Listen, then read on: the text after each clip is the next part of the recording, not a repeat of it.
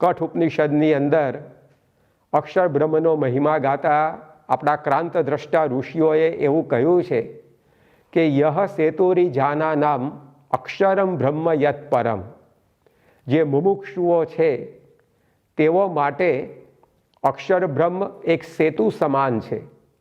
જેમ પાણીથી ભરપૂર નદી એને પાર કરવી હોય તો નૌકાથી પણ પાર કરી શકાય, અને નદી ઉપર પુલ હોય તે પુલથી પણ નદીને ઓળંગી શકાય. પરંતુ અહીંયા નૌકાની જગ્યાએ સેતુ શબ્દનો ઉપયોગ આ ઋષિઓએ કર્યો છે. એનું કારણ એ કહી શકાય કે નૌકા છે તે મનુષ્યને પાર ઉતારે, પરંતુ કોઈ કીડી જેવો ક્ષુદ્ર જીવ હોય તો એ નૌકામાં બેસીને નદી પાર ન કરી શકે, કારણ કે નાવમાં બેસી જ કેવી રીતે શકે.